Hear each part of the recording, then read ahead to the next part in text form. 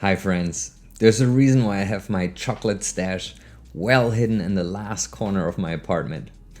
High efforts generally stop people from doing a certain interaction. While this is a good thing in my chocolate example, it is usually bad news when it takes customers of your business high efforts to interact with your software. Think about it. Did Netflix make it easy for you to binge watch your favorite show? They sure did. On the other side, you can probably think of an archaic software at your workplace that makes your life absolutely miserable. 96% of customers with a high effort service interaction become disloyal, according to Gartner research. The effort it takes to do a certain interaction is what this KPI is about. Customers are generally asked how they agree with the statement, "The company made it easy for me to do X." For instance, how easy was it to complete your order? And answers are typically ranging from very high effort to very low effort. Similar to the CSAT, the score does not really matter. It can be smileys, like this survey, a rating from 1 to 10, or in text form. We can use customer effort scores every time a customer interacts with our business. For example, how easy was it to solve an issue with customer support?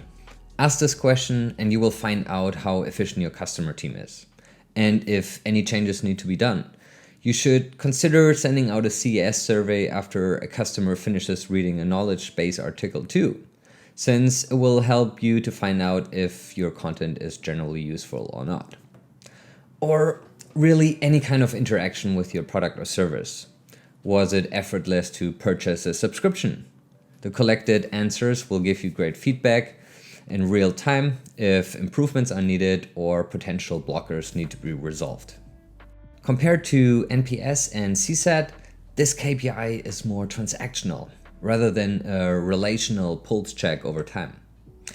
It is not necessary to send out a CES questionnaire at a specific time interval, since the question is asking respondents how much effort they had to put in solving a specific problem. It makes more sense to send out the survey after a customer interacts with your product. Have you ever been to a restaurant, but the service was just not paying attention, and as a result of your high effort to order something, you ended up skipping dessert or a shot of Jägermeister?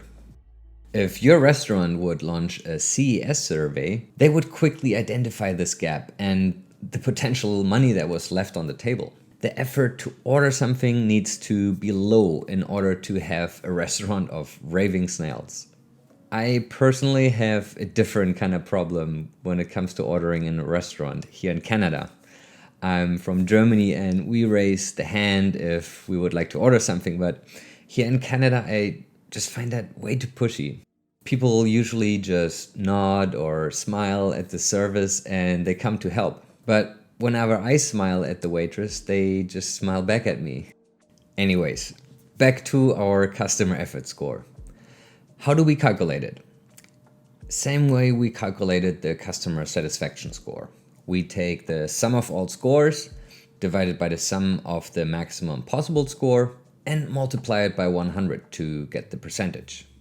This is the evaluation of a CES survey. On the left we see our CES mean score of 74% from 100 total responses. The graph on the right displays the distribution of the responses. 30 people gave this company a score of 10. Snailed it! You can look at the results either way. 7.4 or 74%, same, not different. So, how am I doing compared to the rest in the industry? Unfortunately, this question is impossible to answer. There are no clear industry-wide standards to compare yourself against. Companies use different scales to measure their customer effort score. But regardless, as a general principle, the higher the CES, the better. A high CES means that customers find your company easy to interact with, while a low CS means that the people find your processes difficult or your customer support ineffective. And you need to make improvements or you run in the risk of losing your customers. A typical question of a CES survey is, the company made it easy for me to do X, and letting the customer respond on a scale of strongly disagree to agree, or a numerical scale, or smileys.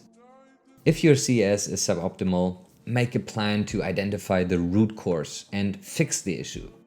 Customer effort scores can only tell you that there's a process that is causing customers headaches. They can't tell you why.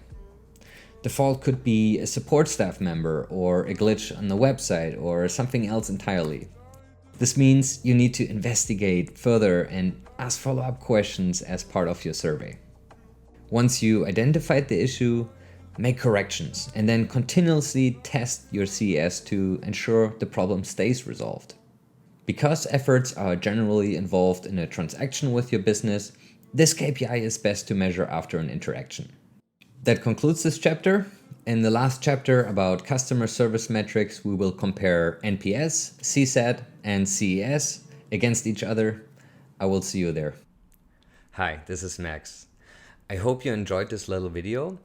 I actually have a full online course about the most common SaaS metrics. I included the link to it in the description below. Please check it out.